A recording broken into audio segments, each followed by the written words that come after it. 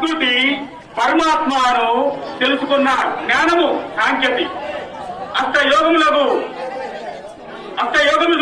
కారకము మనసు అచంచలముగా అయిన సరి సమాజం నిలుపుట అనాస్కము సాంఖ్య తారకములుగా వెలిగి అమరత్వముగా పరిపూర్ణమై నందున నేరు బ్రహ్మమైంది నేను కాక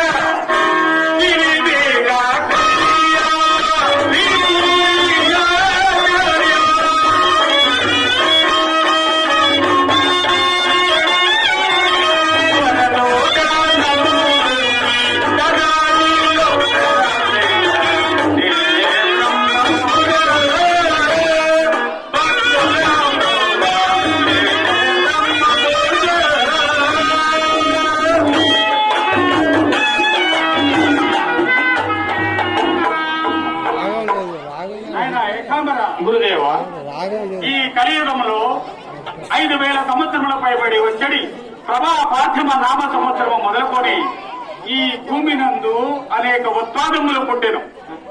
అవి ఏమనగా తల్లి పిల్లలు తగులాడు జన్మలు వచ్చును, కాకి గ్రద్దలను తన్నును, పరమడ దేశమున ఒక బోయవాని ఇంట చింత చెట్టుకు చామంతి పూలు పోయిను.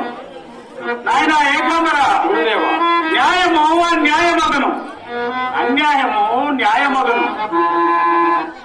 పలనాడు దేశమున ఒక బ్రాహ్మణుని ఇంట 7 సంవత్సరముల గల బాలికకు ఒక మగ శిశువు జన్మించెను. ఆ శిశువునకు 3 నేత్రములు, 4 హస్తములు, శిరమున ఒక కొమ్ము కలిగి ఉన్నది.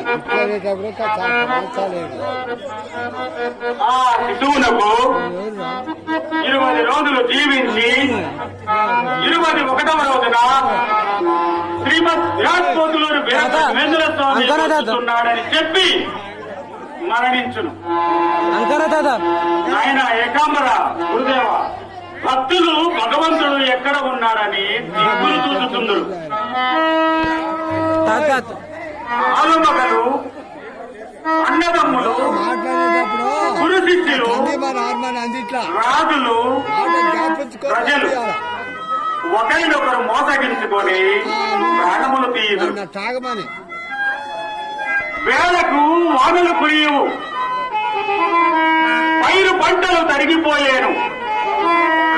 పైరులకు తెగుళ్ళు, రైతులకు దిగులు, రేయంబగులు చెలరేగేను, పాపిష్టులు పాడయ్యారు.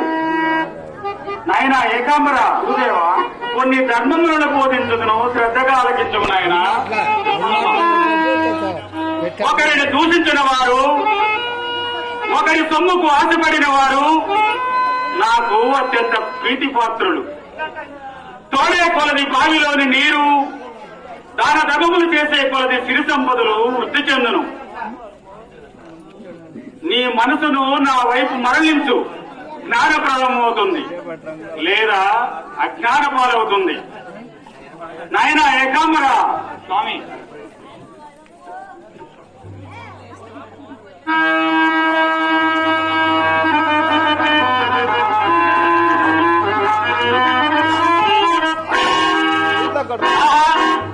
ఏమీ ఇతని భక్తి విశ్వాసము.